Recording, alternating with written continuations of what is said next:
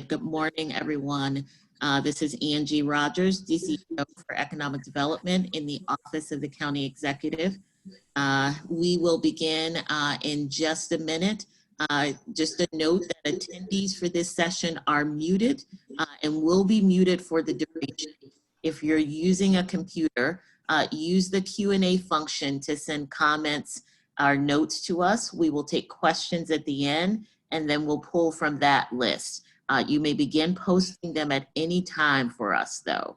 If you are on the phone, your questions can be sent to COVID-19@fscfirst.com. That's COVID-19@fscfirst.com. All questions will be answered and posted at pgcedc.com. Both of these addresses will be repeated on screen at the end of the presentation. For our speakers and panelists for today, you are not muted, and so we will ask you to place yourself on mute when you are not speaking. And we will take questions from attendees at the end, as I noted, and Ebony Stocks from EDC will prompt David Iannucci with questions that he will then punt to you. So with that, I will hand it over to David Iannucci from the Economic Development Corporation. Thank you, Angie. Again, this is David Iannucci, President and CEO of the Prince George's County Economic Development Corporation. We thank all of the speakers who have joined us today, but in particular, we thank all of the listeners on this presentation. Those of you who have run businesses, those of you who have perhaps lost your jobs, those of you who are just worried about the coming months. We know that these are difficult times. We know that the economy of Prince George's County has been damaged, that jobs have been lost, and that in particular, some sectors such as restaurants and hospitalities have been really carrying the brunt of this program. But there are significant resources that are available at the local, at the state, and at the federal level. We know, however, that they are very complicated to navigate, that there are many questions that you have about your eligibility for these programs, how you apply, and what the criteria will be, and so forth. We hope to bring clarity to these many, many programs through this presentation today with our expert panelists that we have. We're very excited by this outstanding people you will soon be hearing.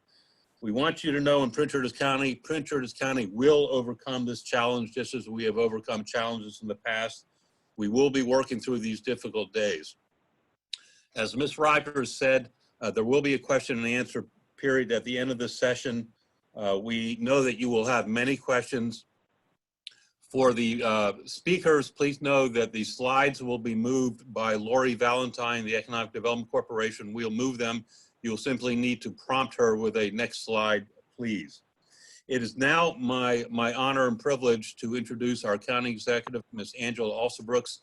She's been a very strong and powerful leader during this crisis. She's also a very strong friend of economic development, of the business community, and cares very, very deeply for what is going on in all of the county, but in particular, we know that this is a critical time for our business community. So I'm honored to ask Ms. County Executive Angela Alsobrooks to provide welcome remarks. All right, thank you so much. Good morning, everyone. I want to begin by thanking David Iannucci for his leadership. I also want to thank Angie Rogers for her leadership and the entire economic development team. They have just done a phenomenal job during this time of crisis, and I do want to recognize them and thank them. I also want to thank all of you for joining us this morning for this call, and I also want to thank you for the amazing work that you have done over the years to build business in Prince George's County, to create jobs, and to serve in so many ways as the backbone of our community. COVID-19 has really devastated our community in so many ways. We have heard not only about the countless cases of illness in Prince George's County alone. We're over well over 400 reported cases as of this morning. but we're also hearing about the economic devastation that this crisis has brought to us. I just heard a few moments ago, as many of you probably heard as well, that last week alone we had 6.6 Americans to file for unemployment benefits here in the United States. And so these are unprecedented times, as I don't think we've seen numbers like this ever. And so we're in the heart of this, but we are in it together. As we continue as a government to provide resources and information to the public, we want to make sure that we are also assisting every aspect of Prince George's County that has been affected by this crisis, and that includes our business community. We know that this pandemic has been particularly unsparing on our county's business community. Small businesses have been and continue to be the backbone of our local economy, and we recognize that this time has been so challenging for all of you as we face these hard times going forward. The one thing that I want you to know and to hear me on this morning, if you don't hear much else, is to know that we are in this together. We are going to get through it together. And I want you to know that we are working as a local government in tandem with the state government, also working with our federal partners to ensure that we are taking the critical steps that will be necessary to not only make sure that our economy will survive this storm, but we're going to work to make sure that it returns to full strength. Yesterday, we announced the establishment of the COVID-19 Business Relief Fund. And thanks to the coalition of county and private resources, we've been able to pull together funds totaling $15 million with the purpose of supporting our county's small businesses. What this means is that our small businesses will have access to loans up to $100,000 and grant funding of up to $10,000. Our Economic Development Corporation will begin taking applications for this fund beginning on April 13th, and the application period will last through May 15th. These are critical steps that will ensure that Prince George's County's business community will be better equipped to survive this ongoing storm. In addition to the support that we will continue to give the business community, and we will do so again in conjunction with the aid and relief that will be provided by the state government, who've been really phenomenal during this, our federal partners as well. But we also want to make sure that we're taking critical steps to support our county's nonprofit community.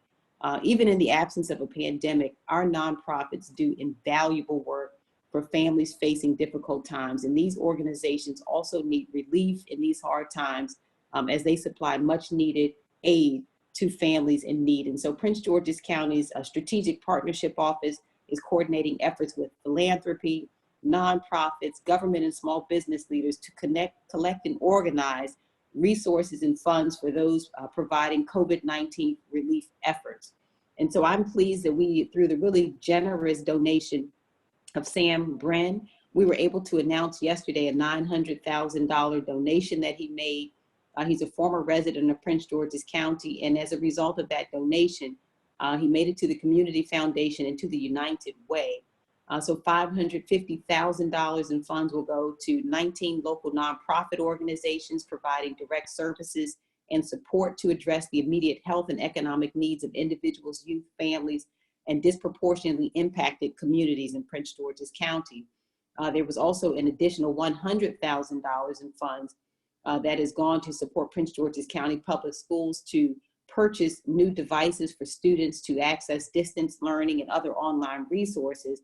And $250,000 has been directed to the United Way to support small businesses in the county that are assisting with the coordination of food relief efforts. And so these are really turbulent times. They have affected so many, but we have now seen everyone come together to assist us. Prince George's County now has exceeded 10,000 layoffs, and we've seen a 28% increase in unemployed residents. And so these numbers are only expected to rise in the coming weeks. And so we will be relying on not only, again, our state partners, but the federal stimulus package that comes to include unemployment insurance and other benefits to really help our nation's workers to stand up again. So again, I want to thank all of you all for joining us on this call today. Thank you for the work that you have done. And in spite of the challenges that we face, I'm looking forward to a stronger tomorrow because of our collective efforts and because of our, this is a resilient county, this is a resilient state, and it is a resilient country. And I know that we will come through this stronger than ever. And thank you again, each of you, for your commitment to our community, and thank you as well for hanging in there with us. Thank you so much. Thank you, County Executive Alsa Brooks. We greatly appreciate those words. Very inspiring at a time when we all need to kind of look ahead. It's now my honor to introduce for welcome remarks from the County Council Chair Todd Turner. He's been a great partner. He understands economic development in the business community, and he's just really sensitive to the needs of this entire county. So thank you for your leadership, Council Chair Turner. Please make your remarks. Good morning, David, and good morning, everyone on the call. I appreciate the opportunity to speak to you this morning. I do want to thank County Executive Angela Alsa Brooks for her continued leadership, not only during this crisis, but over the last year and a half. I also want to thank our economic development team, including Angie Rogers, David Iannucci, Shelley Gross-Wade, as well as Walter Simmons from Employ Prince George's, as well as our state and federal partners who will also be on this call this morning. On behalf of my colleagues on the Prince George's County Council, I share the same sentiments that the county executives indicated. We are here to help you as best we can. And that's why this past Tuesday in our virtual session, we did it remotely. The County Council unanimously supported the county executive and our economic development team request for this COVID Business Relief Fund, which you'll hear about today. Now, this is obviously a partnership working with funds available at the state level as well as the federal level, and you'll hear about those programs and opportunities to be able to apply for those funds as part of this call. We as the County Council understand that you as a county-based business or employee or a not-for-profit provide jobs, resources, and services to our residents every single day, even during this crisis, and that you form the foundation for economic development progress in Prince George's County. We're hopeful that these programs, including the county program, will help you as small, local, and minority-based businesses that are now facing closures, layoffs, trying to retain your staff and sustain your operations during this coronavirus emergency. And we're hopeful and working in partnership with our state and federal officials and the agencies that this financial assistance will be available to you and assist you during these difficult times. I do want to say the County Council looks forward to continuing our work with you as well with the Alsa Brooks administration if there are other things that we need to do to assist you and to assist our residents and businesses in Prince George's County. So with that, thank you again for this opportunity. Hopefully this information will be helpful for you, and feel free obviously to reach out not only to our economic development team, but us as the County Council. Even though we're operating remotely, we are still available to you to provide assistance as you need it. So thank you again, David, and I'll turn it back over to you. Thank you very much, Council Chair Turner. It's now my honor to introduce our next speaker, Secretary Kelly Schultz of the Maryland Department of Commerce, a strong and passionate advocate for Maryland and the great things that have happened in this state, the great resources we have, a workforce, and for our ability to compete nationally. Secretary Schultz, you have a very difficult job overseeing the entire state and as from the economy as we're working our way through this crisis. I know that there are a number of very, very significant new programs that you have stood up in the Department of Commerce to assist businesses through the COVID crisis. Our citizens are very eager to hear about it. I've heard that you have had more than 12,000 applications in a relatively short period of time. I'm assuming that several thousand of those might be coming from Prince George's County businesses. So Secretary Schultz, thank you for giving us your time today, and please, the podium is yours.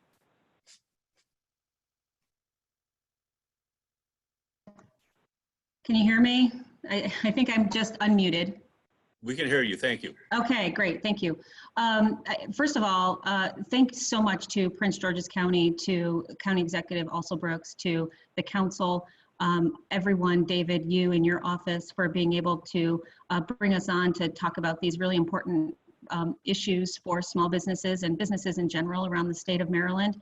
And thank you so much for posting the information about where to go to find additional information once I finish my talk here. But David, I think that you can probably relate to the fact that when we started in economic development, our entire mission is to be able to grow and expand and attract businesses into the state. That's our mission. And we're on really surreal times at this point, just trying to make sure that we shift our mission to be able to support all those businesses that need as much help as we can possibly give them. So I'm really proud of our team at the Department of Commerce and our sister agencies to be able to shift gears and address the mission that is before us. And with that came a couple of new additional programs for the department when the governor dedicated $175 million from the Rainy Day Fund into relief funds. Some of those funds went to the Department of Labor, and I know that they are on the agenda to speak after so I'll just talk a little bit about the three programs at the Department of Commerce that may be beneficial. And I don't have the exact number, but as of yesterday, we were up to almost 20,000 applications for the two programs that I'm going to talk about first. So it has been nonstop, just asking for people to be very, very patient. These are programs that we've had to get up and running in a very short period of time. Very thankful for IT support and being able to put together an entire new database and a system to address the volumes of the applications that are coming in. And the Department of Commerce has also reached out to our sister agencies to bring in additional state employees that have expertise in reviewing grants and loans and processing the numbers, the sheer volume of numbers that we're dealing with right now. So I'm appreciative for everybody's understanding at this point in time. So the first program is the Emergency Relief Loan Fund, and that fund has $75 million to be able to put into the hands of small businesses, those businesses that have 50 or fewer employees, and they can apply for a loan for up to $50,000. And they have to have some sort of financial loss that they're able to prove for that. And that those funds can go towards anything from rent payments to payroll, any operating expense, they have the ability to utilize those funds for. The second program is the Emergency Relief Grant Fund, and that offers up to $10,000 to businesses and nonprofits with 50 or fewer employees. And there are, the governor has put $50 million into that fund. And again, these grants can provide working capital to cover payroll, rent, mortgage payments, utilities, or other expenses that are incurred during ordinary operations. I just want to reiterate that the loan fund, it's a 0% interest rate for the first 12 months, and then it converts into a 2% interest rate after that. We want to make sure that businesses have the greatest of opportunity to be able to succeed when we're all said and done. The other fund that we have created is the Maryland Manufacturing Relief Fund. And that is going towards manufacturers. We have $5 million dedicated to that in order to be able to respond to the nationwide shortage of medical and personal protective equipment that our doctors and hospitals badly, badly need. So what we're incentivizing these manufacturers to do is to be able to look at ways that they may be able to improve their processes internally, perhaps purchase new equipment or bring on additional employees. And we can provide a $100,000 grant to those manufacturers that can quickly, succinctly provide those types of critical need items that we so desperately need.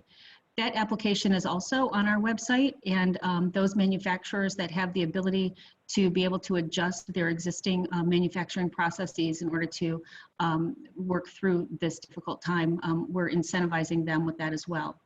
With that fund, we have put together an industry panel of experts and grant reviewers to be able to make sure that we're looking at those manufacturers that actually have those capabilities in place right now, and made up of industry experts. And we're looking forward to getting those pushed forward. At this point in time, we have roughly 60 manufacturers that have come forward to offer their assistance to us. So I know that you also have the Small Business Administration. We've been doing a circuit of conversations and webinars and video chats with people all across the state. And I know that they're going to talk to you in depth about their programs, as is the Department of Labor. But I really want to thank you, David, for your partnership. We could not do this at the state level without our federal partners. We did a webinar and a town hall meeting with Congressman Ruppersberger and Congressman Trone, and we have additional moving forward. So being able to have the opportunity to speak to everyone in the state is really very, very valuable at this time. So thank you very much.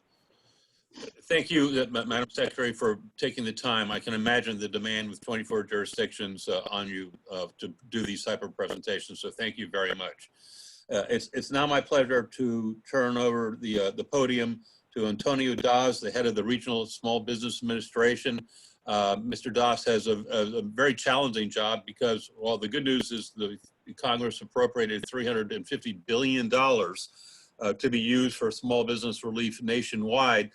He's had just a few days to digest that and to prepare for all of the questions that I know that our attendees have, our listeners have for the resources, the very, very substantial resources the federal government has. I know we in Prince George's County, in fact, view the SBA as probably one of the most significant ways of helping our business community through this crisis. Mr. Das, the podium is yours, and you'll just need to prompt Ms. Lori Valentine to change slides as you're ready. Thank you. All right, great. Well, David, it's always good to hear your voice, and I'm glad to be a part of today's program. A lot of really, really good information, and I think one of the things that is just worth emphasizing, there's just so much support for the community, whether it's the business or the individuals, from all sectors of the government. And as Secretary Schultz was saying, we've been on a series of calls here recently and webinars. I think we all are fully on board and fully committed to doing everything we can do to help support the businesses and those that are affected by the challenges that the businesses are experiencing.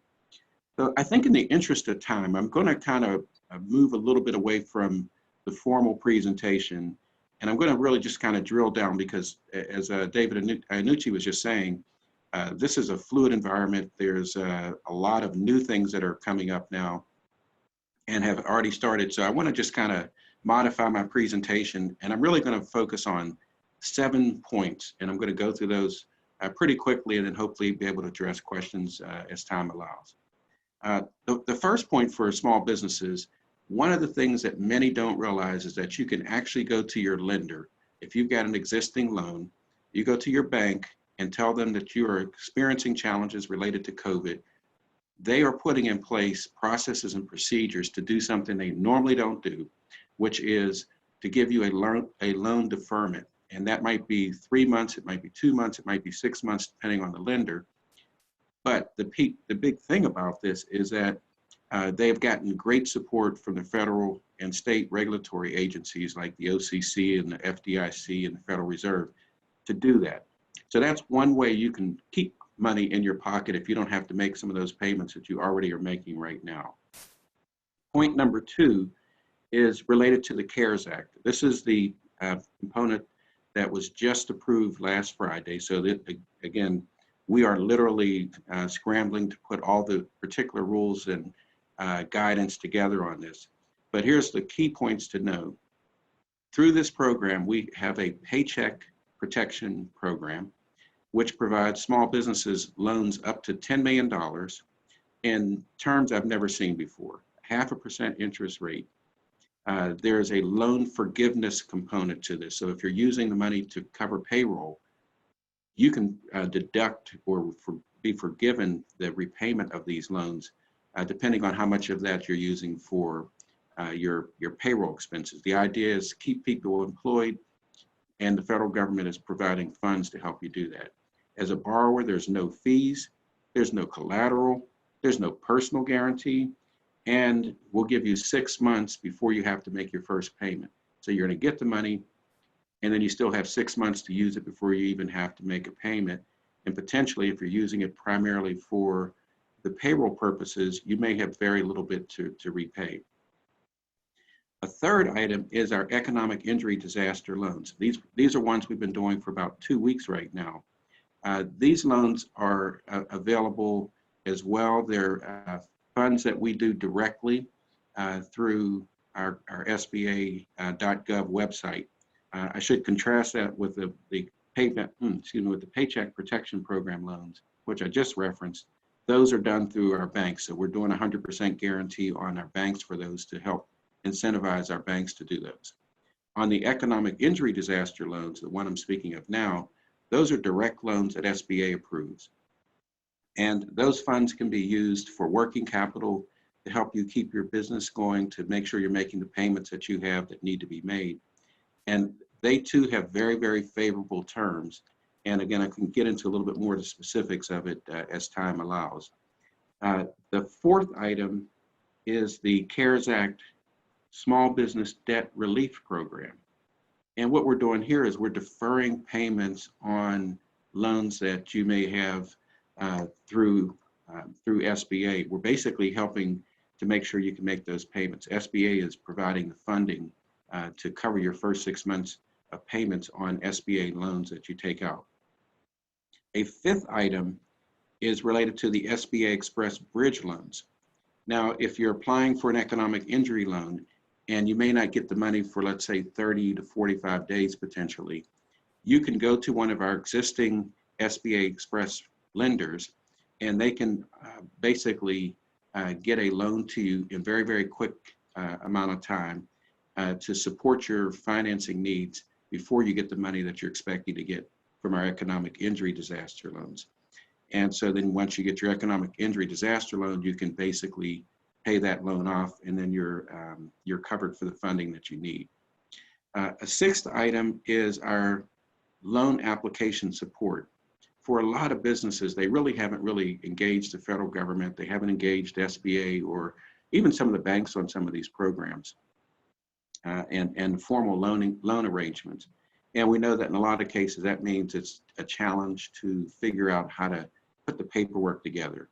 We know that there are some people who are not very familiar with using the computer and doing online pieces.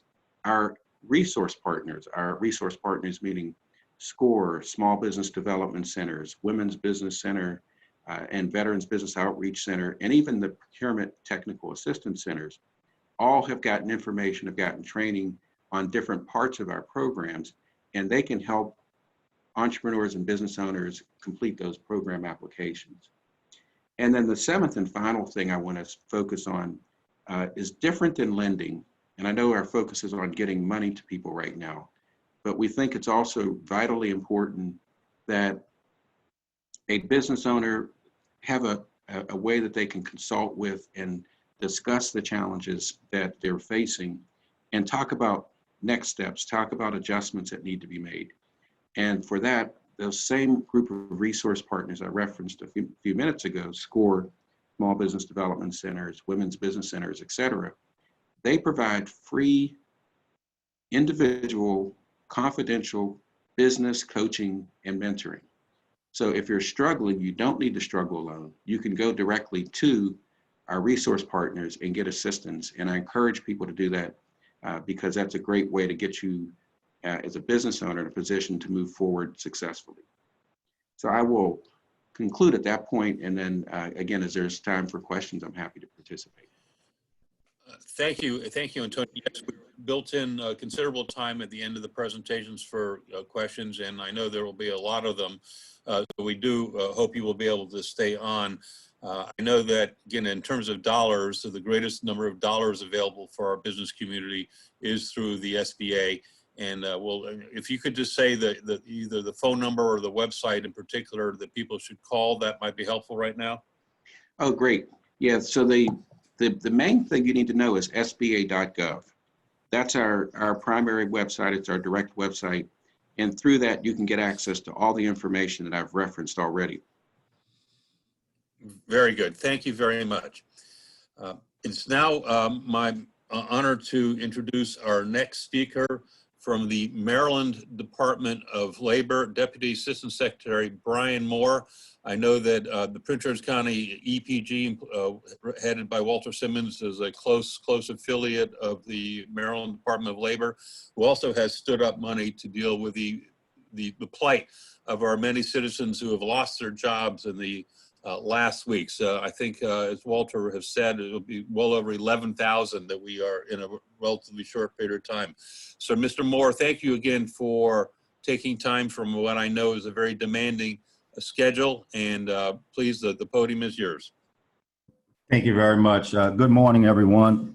It's a pleasure being here this morning. Unfortunately, being here for the reasons that we are here has been very challenging for all of us as individual citizens, and certainly as professionals who are here on the front line trying to respond as quickly as possible to the needs of our people and businesses in the state of Maryland, and here particularly in Prince George's County. As we already know, there's been some unprecedented experiences here in terms of the unemployment insurance program. Just simply the number of claims that we've been taking since March 15th.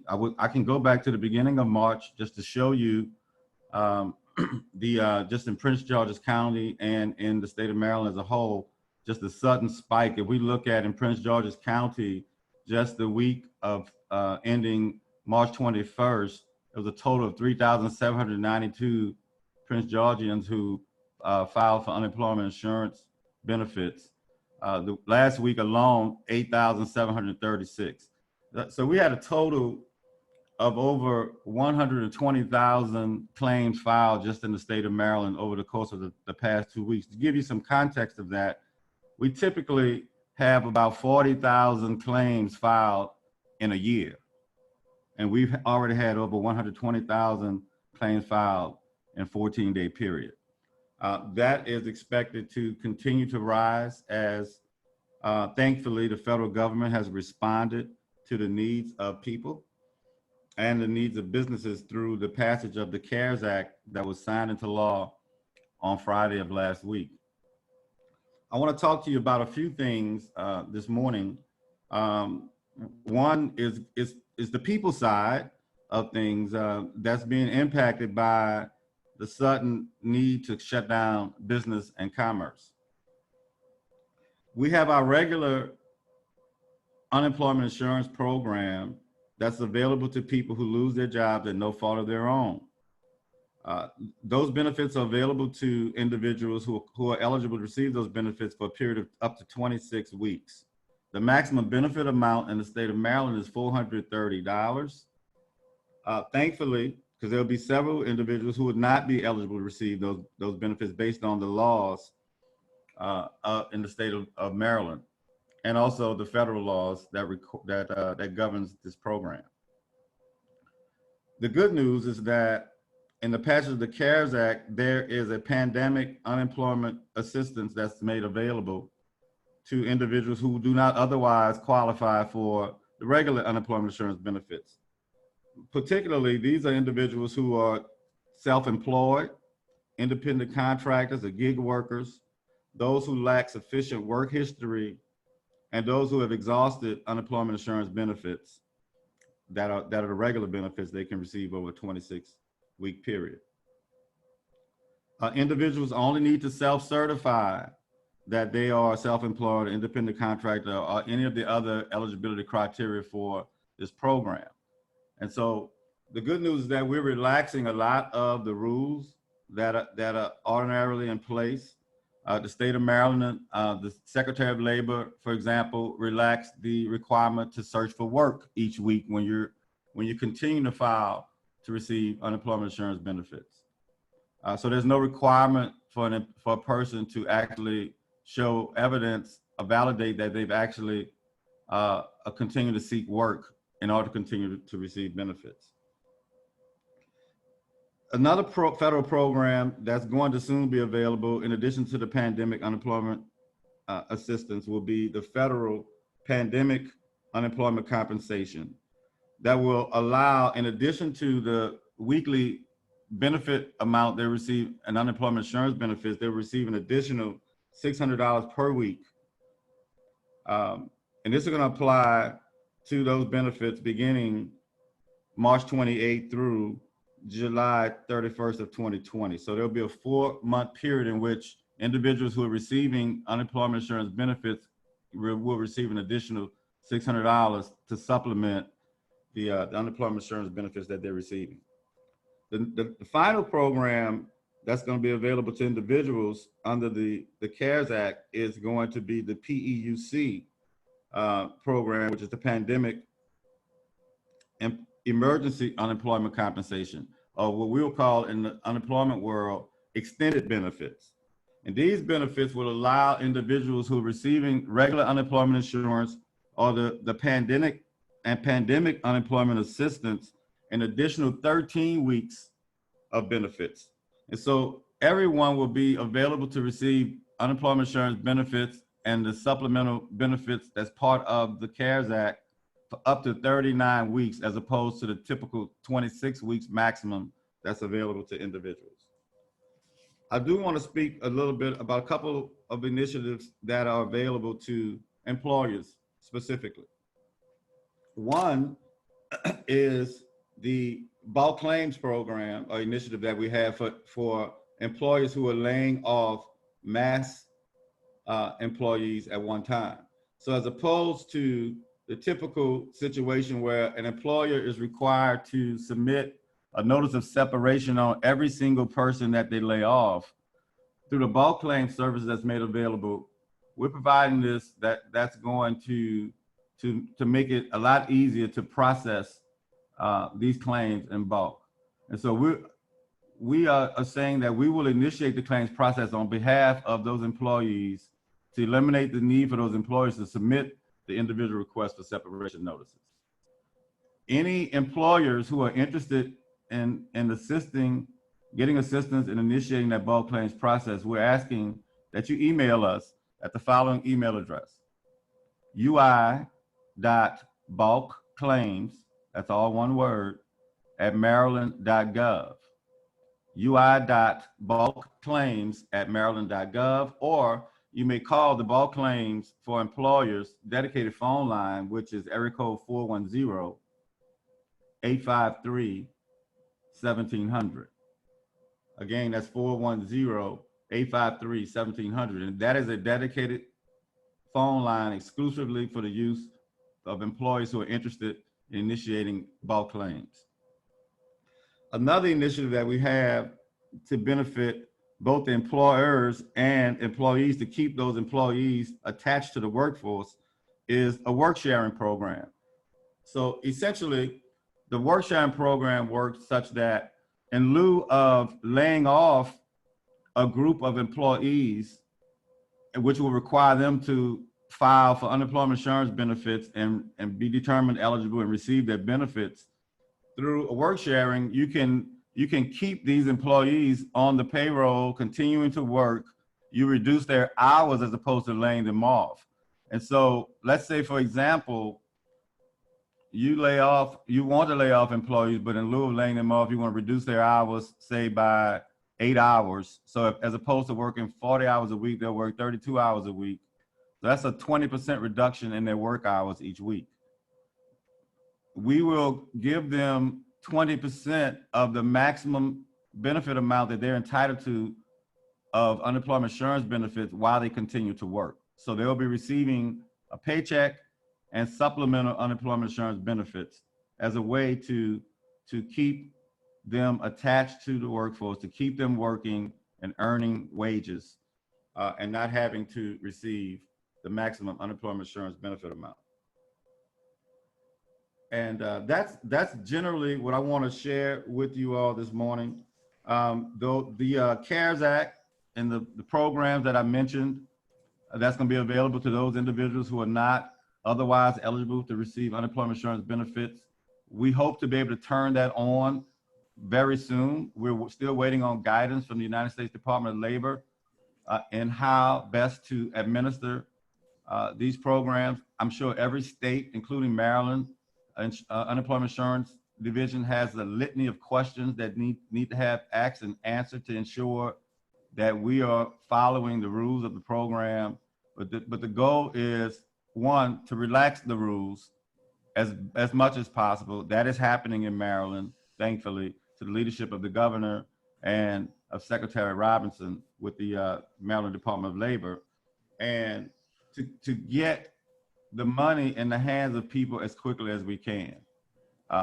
It's important to share with your employees, those who are on the attendees line right now, to understand that irrespective of when the person files their claim, they will receive full benefits that they're entitled to that's going to date back to the day immediately after their last day on the job. So it's not going to become effective the day that they file their claim. We will make the payments retroactive. So that's important to get out to the community. I appreciate these type opportunities because it's very important that we get messages to people as accurately and as timely as we can. This is a fluid process. So as things change, we're continuing to update our website. So I would ask everyone to periodically go to Maryland Department of Labor's website, md.unemployment@maryland.gov, to receive constant updates on what we're doing in the Division of Unemployment Insurance to respond to the COVID-19 crisis that we're facing right now. Thank you. Mr. Moore, thank you very much for that presentation. It strikes me that between the Payroll Protection Act and the CARES Act, both of which were just described, these two federal programs, there's a very strong focus on keeping workers on the payroll of companies and keeping them compensated. That is an overriding philosophy in terms of we want to make sure that the people in Prince George's County, but obviously throughout the nation, continue to be paid so they can pay rent, buy food, and all those critical necessities. So that's one of the philosophies we need our listeners to hear. It's now my pleasure to introduce one of our colleagues in the Economic Development Cluster under DCEO Rogers, Mr. Walter Simmons, who he and his staff at Employ Prince George's County are deeply committed to the needs of our citizens who are unemployed or facing unemployment, and the challenges that means from everything from mental health perspective to just the ability to come up with the dollars to make a car payment or pay rent. And Walter, you've got a tough job and you've been a great partner. The podium is yours. Thank you, David, and good morning, everyone. Lori, can we select the next slide, please? So Employ Prince George's is Prince George's County's workforce development entity.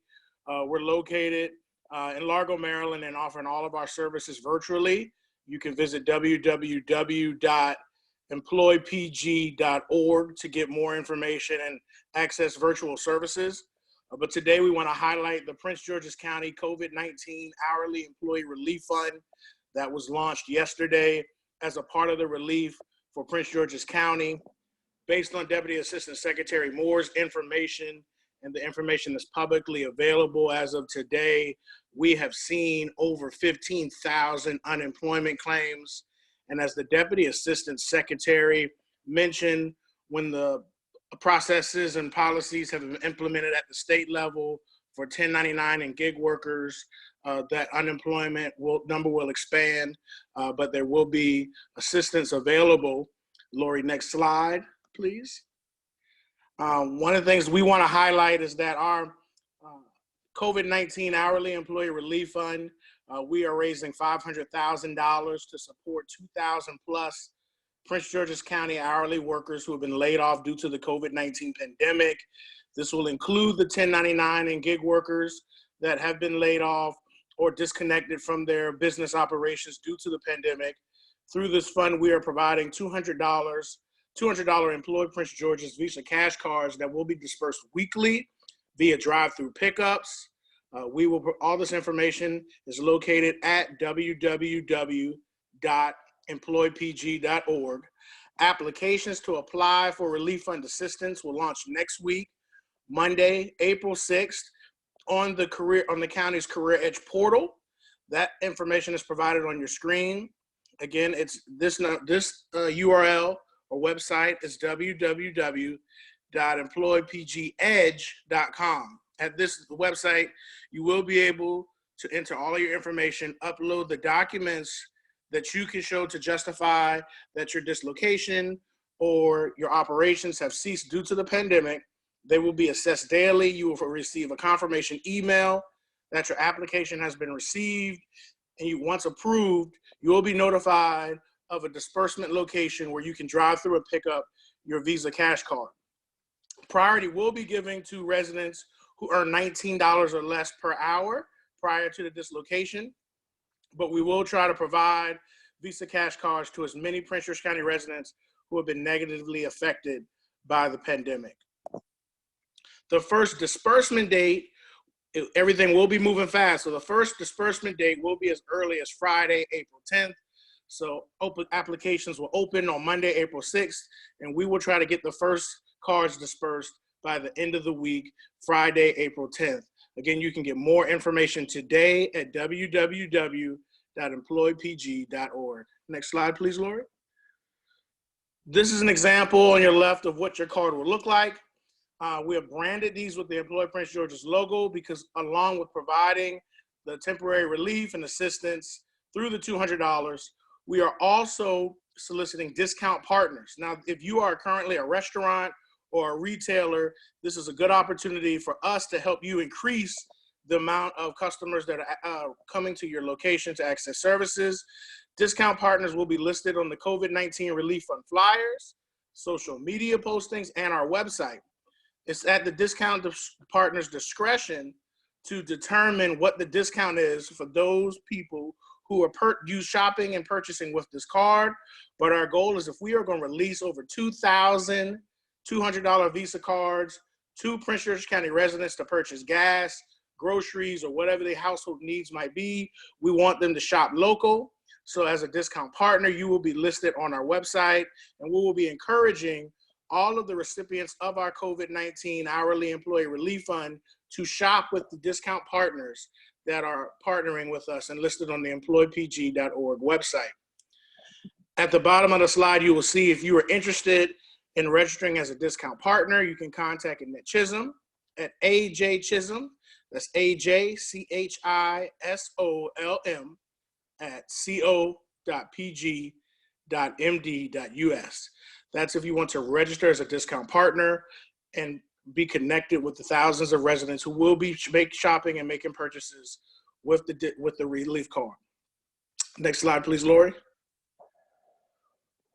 We are continuously raising money to reach this goal. Donations can be submitted at employpg.org. You can go to the About Us, identify the How You Can Help or Help Our Cause tab to make those. All donations are tax deductible as Employ Prince George's is a 501c3 nonprofit. For more information related to the COVID-19 Employee Relief Fund, you can contact Jamie Gunnell at JN-Gunnell, Gunnell, that's JNGUNNELL at co.pg.md.us, or you can call 240-623-4286. That's 240-623-4286. And again, for those 1099 or contract workers that have been laid off or disconnected from their operations, you aren't able to apply for unemployment benefits as of yet. Beginning Monday, this is an opportunity for you to receive a $200 Employ Prince George's Visa Cash card, which will hopefully help you with some of your purchases and basic needs in between your ability to receive unemployment assistance. Thank you. Thank you, Walter. Thank you very much. And I know that for our listeners, you're hearing a lot of phone numbers and a lot of websites. These websites do have a critical information, but this presentation will be available online. So if you're missing it now, we'll wrap up at the end. We'll repeat some of these numbers and websites, but this presentation will be available is being recorded and will be available for viewing if you want to pick up something you've missed. The next speaker will be Ms. Shelley Gross Wade, who's the President and CEO of FSC First, which is the primary lending arm here in Prince George's County.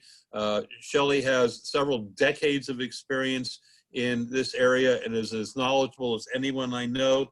I know that Shelley will join me in saying to the many people who are going to apply for benefits, whether it's unemployment benefits or business assistance benefits, we are going to ask your patience. You've heard some numbers that are kind of extraordinary in terms of the number of applications that we have or expect to have.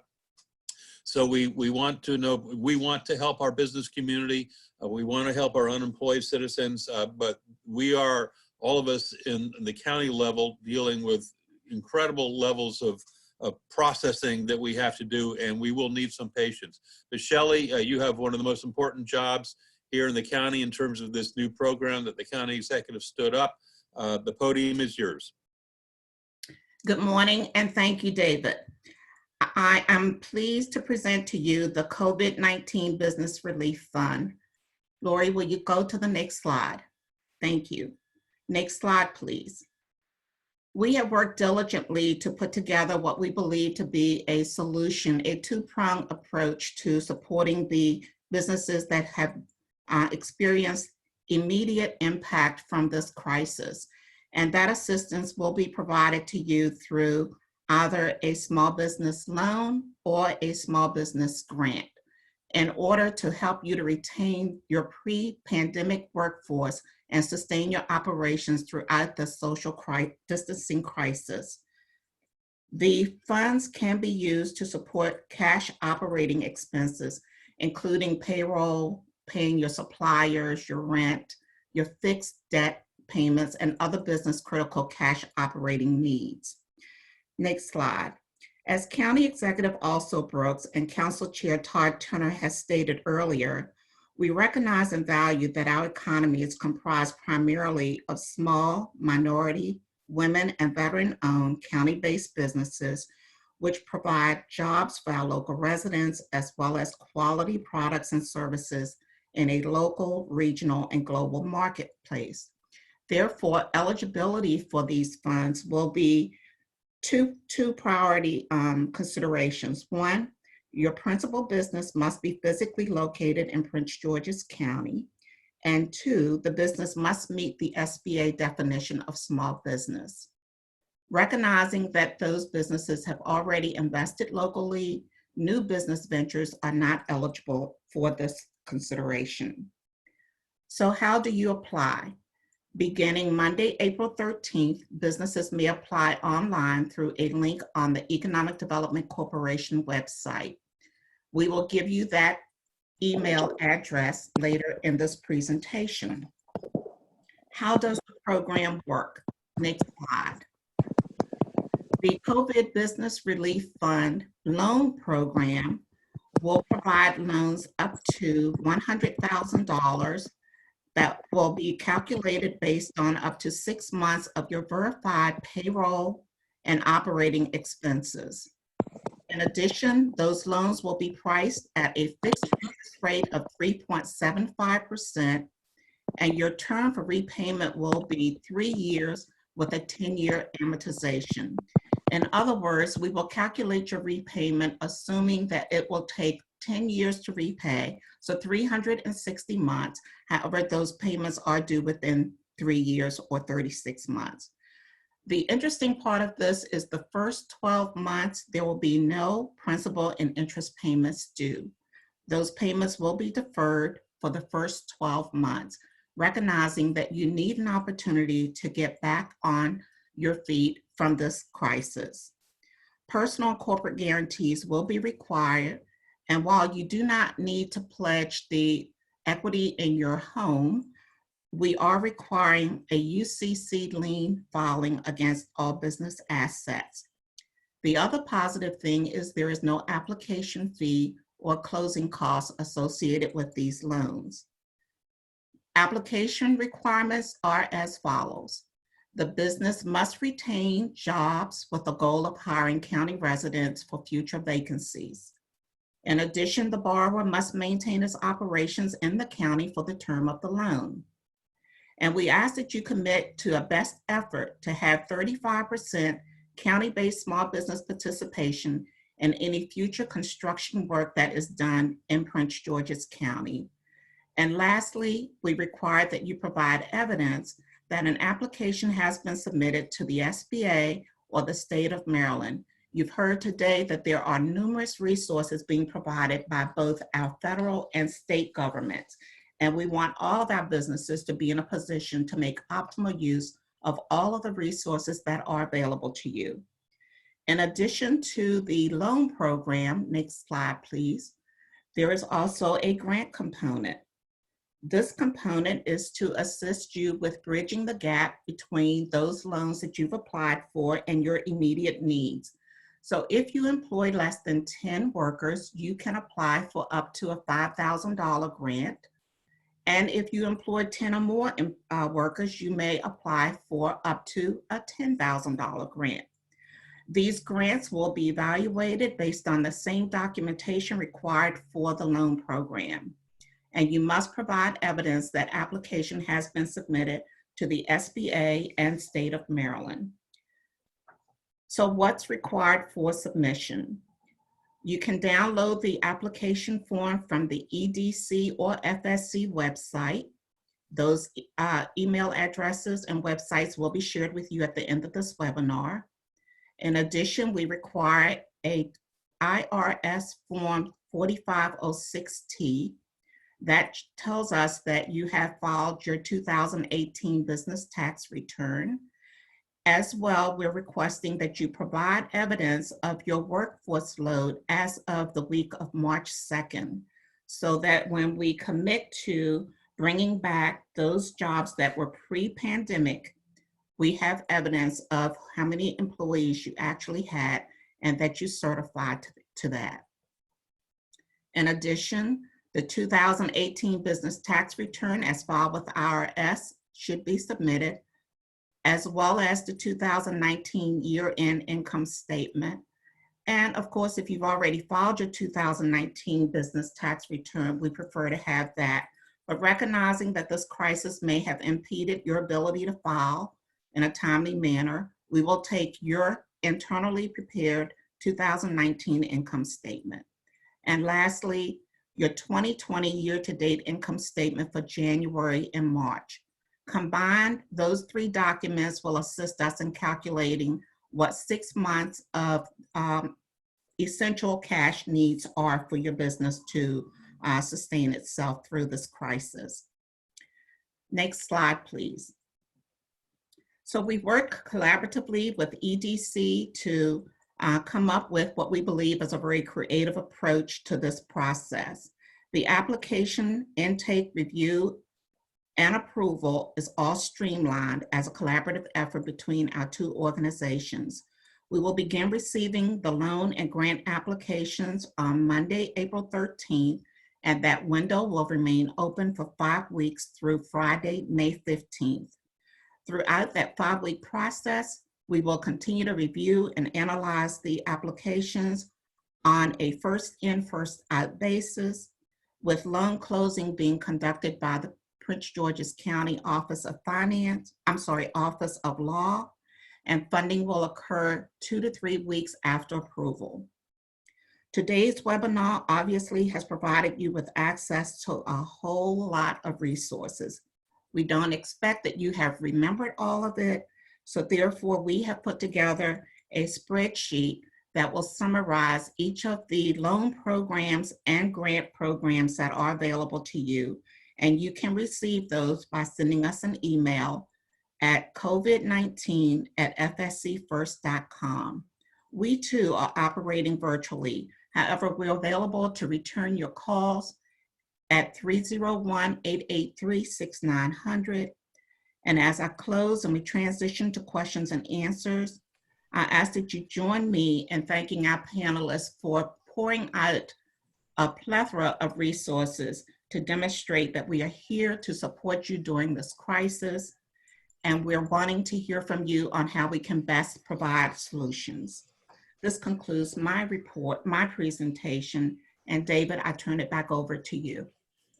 Thank you, Shelley, for an outstanding presentation. And this new program that the county executive stood up just in the last few days DCO Angie Rogers announced it formally from Largo, and is something we put in place quickly in response to what we see as a real demand.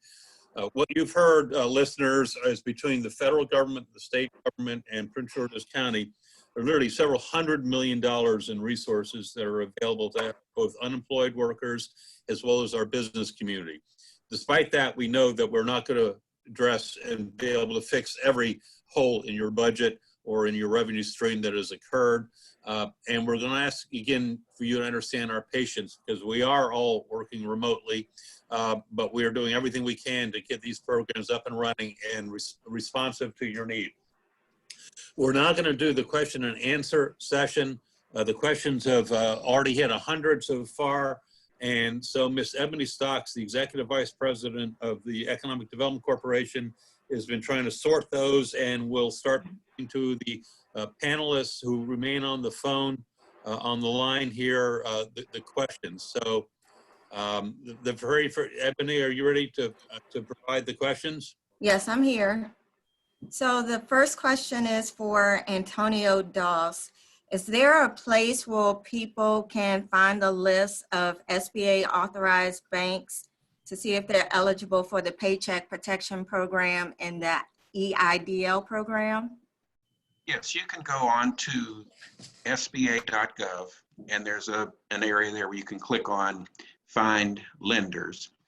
If for some reason you don't see what you're looking for there, we are going to be expanding that number of banks and lenders who are participating.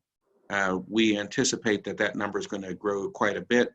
You can also call our district office at area code 202-205-8800, and we can also get the information to you that way. Thank you. To our listeners, on your screen, you will see the Economic Development Webinar poll. I think it's a 4-question poll that we would ask that you fill out if you can. We're trying to understand as much as possible the needs of our business community and where you are in the various process. Ebony, you have another question? Are counselors available to help businesses that need assistance navigating the application process? Are the SCORE counselors available from a remote process? Do we know the answer to that? Yes, they are. Pretty much all of our, this is Antonio Doss again with the Small Business Administration. Pretty much all of our resource partners are practicing social distancing, and teleworking is kind of the new norm right now. So yes, you can still reach out to them by phone. They can work with you. Their ability to do Skype or other kind of face-related communication exists for most of our partners as well. So I would reach out to them directly, and if you're unable to figure out who they are, where they are, again, you can go to sba.gov and our website and put your address in, and it'll show you where the local resource partners are. But there are several right in Prince George's County. And I know, speaking for Employ Prince George's County, FSC First, and the Economic Development Corporation, if you contact those organizations through their respective websites or the email addresses that I know a number of you have, we will get back to you individually quickly as we can with as much information as we can. So Employ Prince George's County, FSC First, and EDC, look for our websites, look for our email addresses, and we will get back to individual questioners as much as we can. Ebony? Are there any programs or resources available for self-employed, 1099s, or independent contractors? It sounds like a Shelley question and maybe an Antonio question.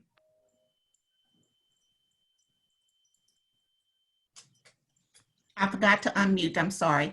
So yes, 1099s can apply to the SBA for reimbursement of, for funding support.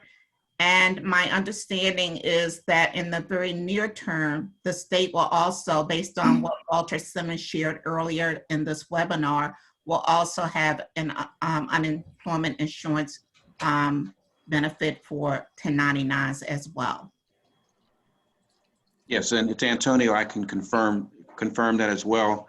I think it's important to realize also that our elected officials and Congress, really were pretty diligent about trying to make sure we weren't missing key pockets of the economy, particularly in the small business sector. So they were very, very focused on trying to make sure everybody was covered as best as possible.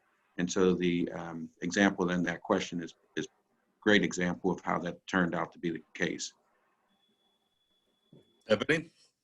Can you provide some clarification on what is considered a new business venture for the Is there- county's program? Yeah, For the county's program. Yes, for the county's program, if you have not been in business before 2019, you are considered a new business venture, and therefore we are not in a position to assist you at this time. Would that mean you filed a 2018 tax return? You should have filed a 2018 tax return to qualify for this program, yes. You're right. Thank you. Ebony? So I know it's hard to estimate, but do you have an estimation of when funds will be available through the various programs? All of the programs are up and operating. The state of Maryland is up and operating. The SBA is up and operating. The Prince George's County COVID-19 Business Relief Loan and Grant Fund will be available effective April 13th. And just to add a little bit onto that, for businesses that are seeking to get access to the up to $10,000 advance that's available through the SBA, those dollars are going to be issued by the Treasury Department. And so when you apply for an economic injury disaster loan, it'll ask a question on the online system as to whether you're interested in receiving a $10,000 advance. And if you click yes, they're going to ask you for your bank account information, your routing number and your bank account number. And then that information will be pushed over to the Treasury Department, who will create a credit to your account up to the amount that you're available to receive. And that should take place really pretty quick. That's a matter, we're anticipating that to be a 3 to 5 day turnaround on that. Thank you. This question is for Mr. Moore. Is the employer's state unemployment rate affected by claims at this time? It will be, but the state unemployment numbers, current unemployment rate is not a reflection of the recent unemployment numbers that we're experiencing right now, but it will be. The unemployment rate is a lag in time. It's very difficult to explain.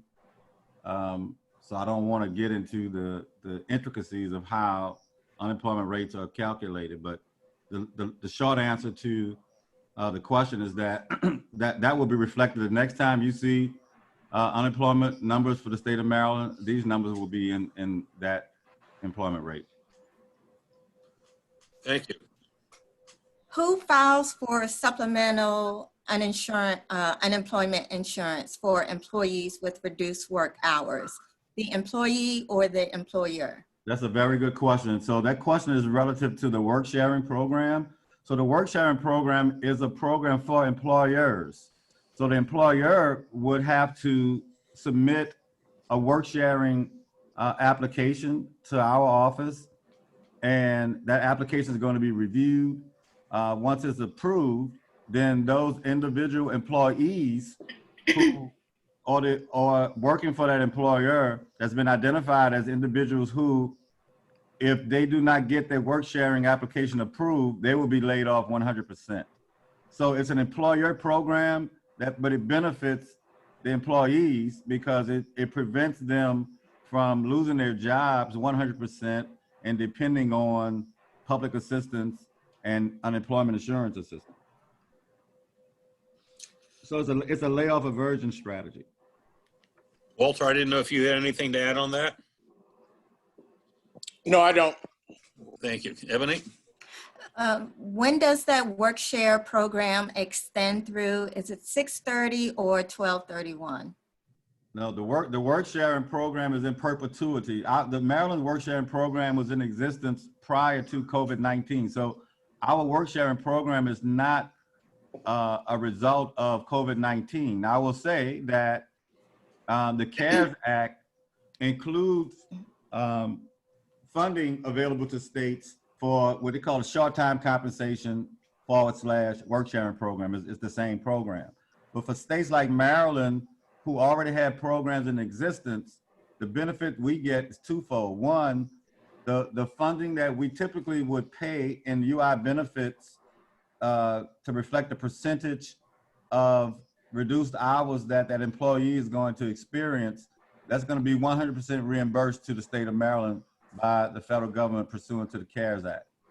The next piece of it is that we'll get some administrative funding to help promote and outreach to employers to help them understand the program better and encourage them to take advantage of the program, because we want to use as many layoff aversion strategies as possible. It benefits the employee, it benefits the employer, and it benefits the state of Maryland's Unemployment Insurance Trust Fund because it helps protect it. Thank you. I'm really happy you're staying on the line. Thank you. Ebony? Is this presentation going to be available in Spanish? I think we will make as much as we can available. I know our various brochures and forms are being translated into Spanish. I think certainly the frequently asked answered questions are, and we can certainly yes, I think we should make the commitment to translate as much as we can on this presentation into Spanish. Additionally, this is Antonio Doss again with the SBA. If you have a group of business owners who are interested in getting this information and Spanish is their native language, we do have personnel who can provide a presentation similar to this in Spanish. We just would need to know and kind of coordinate sometimes. Thank you. Ebony? What relief is available for small business owners that don't have employees but have hired 1099 contractors? Shelley and Antonio, I think this is going to fall in your box. Yes. For our purposes, 1099s are not considered employees. They're considered contractual workers. So we would not consider them to be eligible as an employee in the Prince George's COVID-19 Business Relief Fund. But they should be working through EPG then for unemployment benefits? Yes, starting with the card, the Visa card. Right, and from a federal perspective with our economic injury disaster loans, if you're normally making payments, quote unquote, to the 1099s, that's part of your working capital. And our economic injury disaster loans are there to support your working capital needs. So you should apply for that particular program. It's Very through our good. disaster program. Very good. Thank you. Very responsive. Ebony? Are seasonal businesses eligible for the payroll forgiveness program? Yes, they are, as well as our economic injury disaster loan. I'm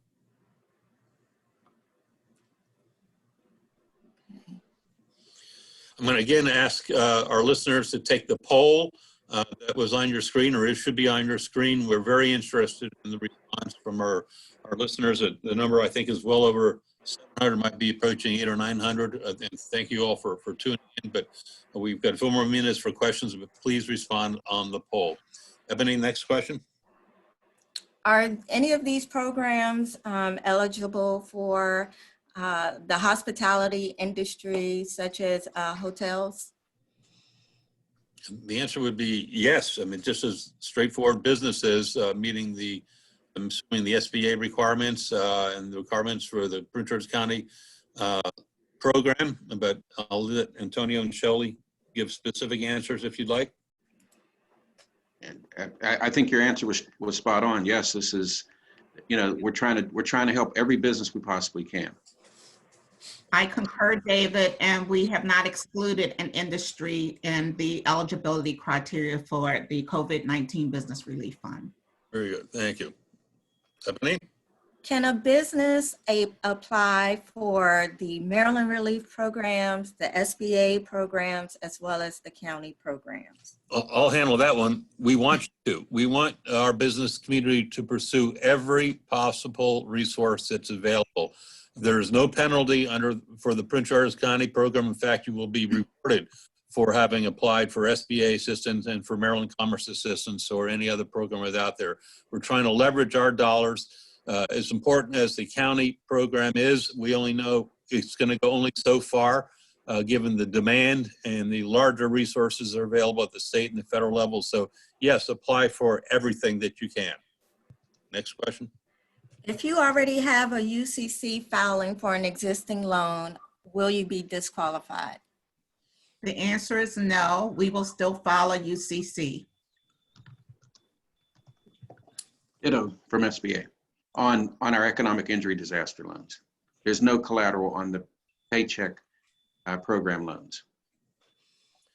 Stephanie? At the federal level, a business must have been incorporated before March 9th to qualify for disaster relief loans. By what date must a business have been incorporated in Maryland to qualify for the county's programs? I think, Shelley, the answer is you've had to file a 2018 tax return. Yes. Can someone clarify what does EIDL stand for? Economic injury disaster loan. That's the federal SBA loan program to help businesses with their short-term working capital needs.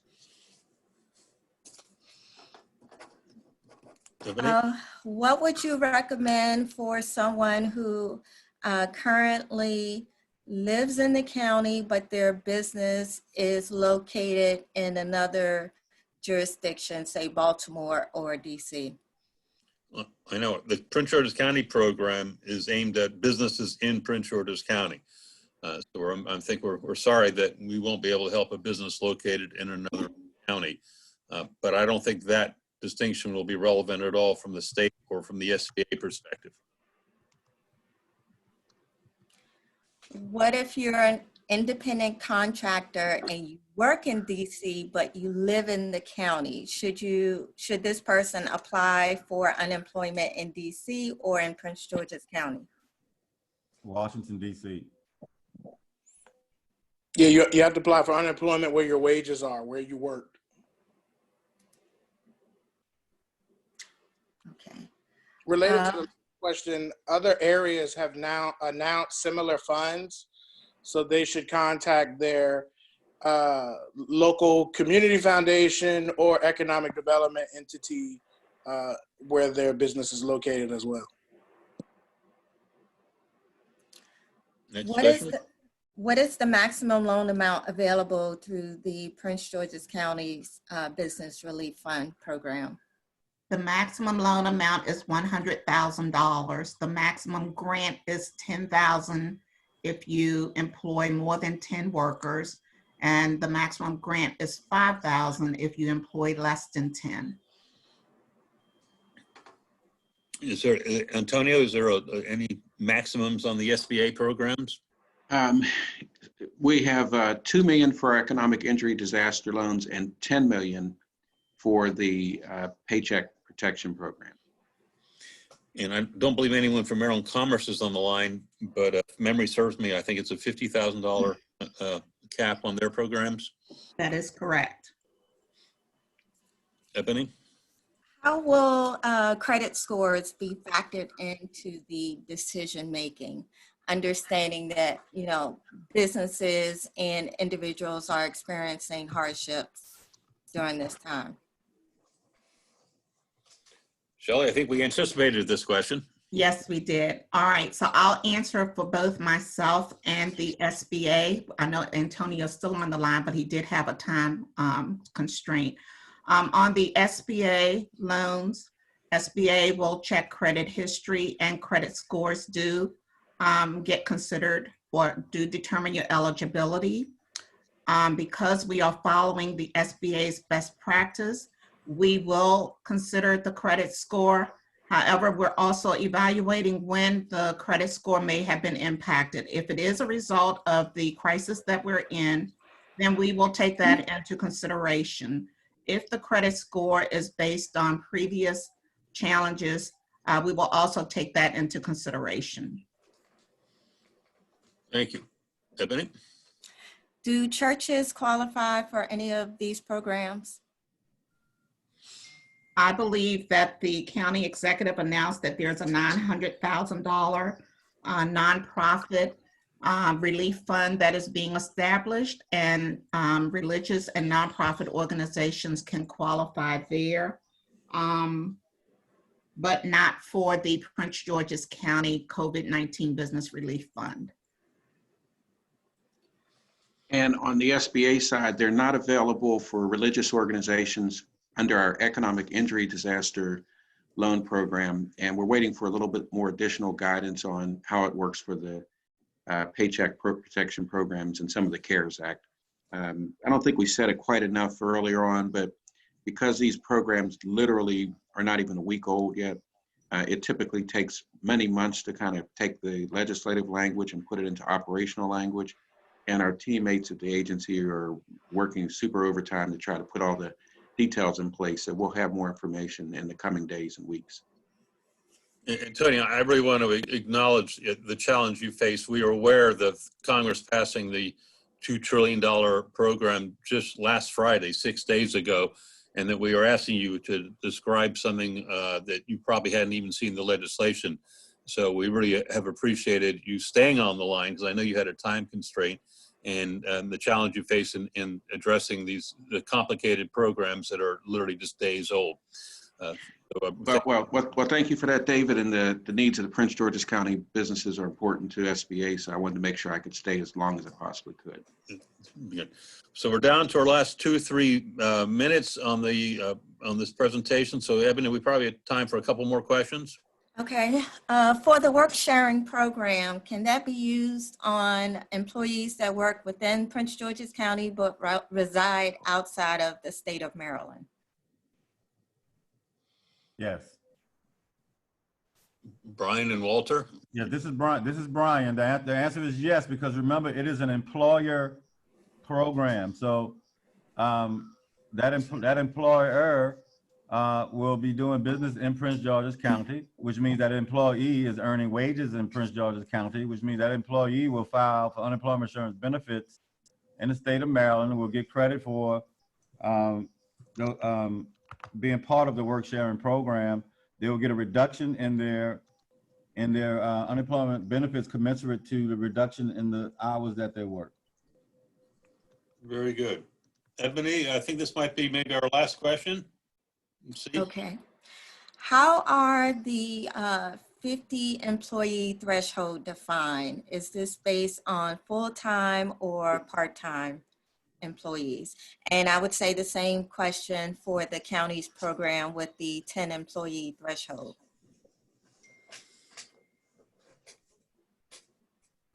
Okay, I'll answer for the county COVID Business Relief Fund.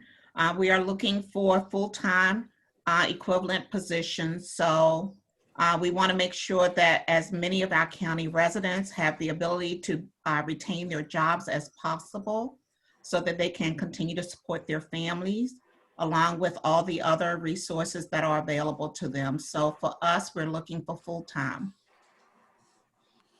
Ebony, let's try and squeeze one more in. I will say that a couple of the viewers can't see the poll. All right. I'm not sure I know technically where it is. It was on my screen. This is David, Angie Rogers. are they on phone? I see probably 6 people aren't able to see the poll. Yeah, if you're on the screen, on the bottom of your screen, right in the very center, there's a button that says polls, and it'll pop up there. Well, I think I'm going to, at this point, we're going to wrap up and say to our speakers, thank you so sincerely on behalf of the county executive and all of us in Prince George's County for giving us your time.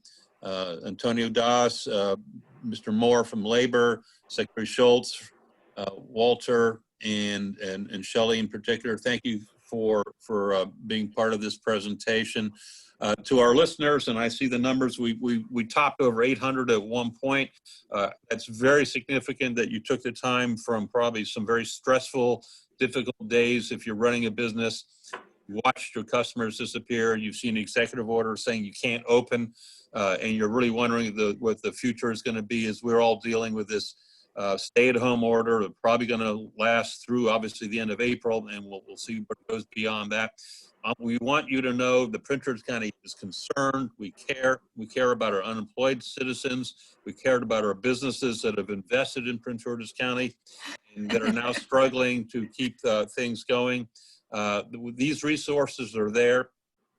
The county level, the state level, and federal level, tremendous amount of information. You can see the last slide here with some of the websites out there.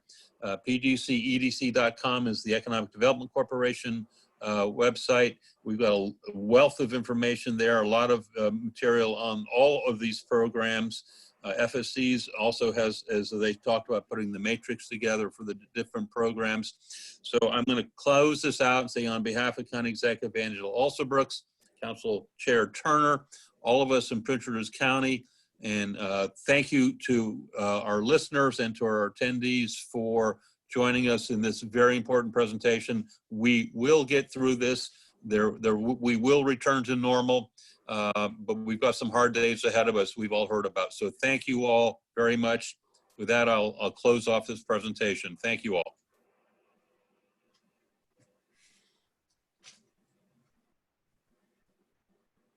Thank you.